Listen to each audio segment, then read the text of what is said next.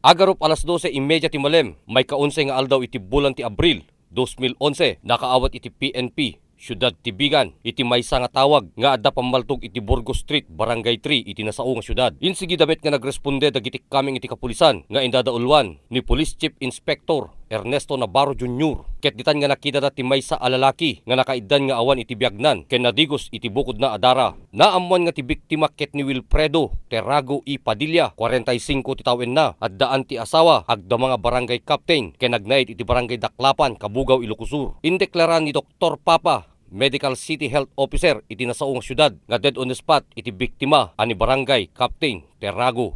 Ngem iti may kadwa nga biktima nga naamuan iti nagan a Senior Police Officer 2 Romer Reboldela, 35 ti tawen na, nasawaan maysa nga miyembro iti Philippine National Police nga nakabase iti Police Provincial Office Bulag, Bantay, Ilocosur. Naitaray ni SPO2 Reboldela iti maysa nga balay pagagasan ngem naawanan metlang iti gasat. Natiruan pay iti naiwawa nga bala ni Annabel Tabanyag I. Almachar, 38 ti tawen na, empleyado iti City Hall nga agdayed iti barangay Bulala iti nadakamat metlang nga syudad. Personnel ti Suko ito'y crime scene. At amin nga mabalin nga exit route dagiti nagaramid dito na naikantayon iti checkpoint na ada iti dragnet operation nga mararamid.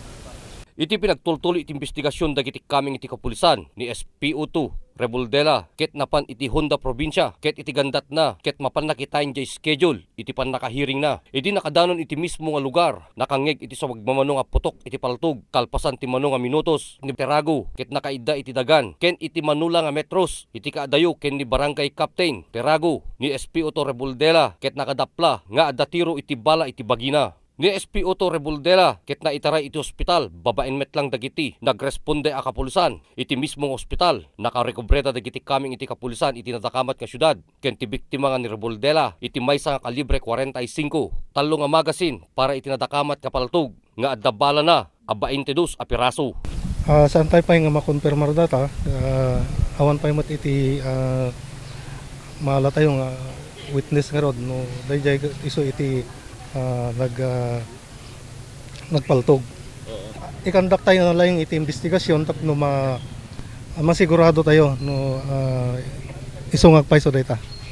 Nakunapay tinadakamat ko opisyal nga dabuwagenda nga Task Force Terrago mapapati nga armalay ken kalibre 45 iti nasao iti pamaltog. Basar metlang iti kapsula nga narekobre dagiti kaming iti kapulisan. Saan tayo mga pagayatan na ita naramid mo dito area so i-conduct tayo nga nalaing iti investigasyon. Na no kasparigan at dagiti maala tayo nga ebidensya nga armas kat ipa-ballistic examination tayo dagito. Okay. Dino ko na kon manariman ti conduct iti investigation into no na may lipas tayo kat siguro medyo adon ti mai tayo nga impormasyon. Aging gana ita nga gundaway, agdama pa lang iti naingit nga investigasyon. Iti daytoy apasamak ken idawdawat pa iti nadakamat ng opisyal. Kadagiti ka probinsyaan nga maikantay to iti nananay nga impormasyon. Maipapan iti pan nakapapatay ni Barangay Captain Wilfredo Terrago ken SPO2 Romer Reboldela. Sigun pa iti PNP Siyudad Tibigan ni Barangay Captain Terrago ket nagkapumet lang iti Regional Trial Court kaputa addaan na pan na pinirmaan. Para iti Press Corps, Ryan Pardo.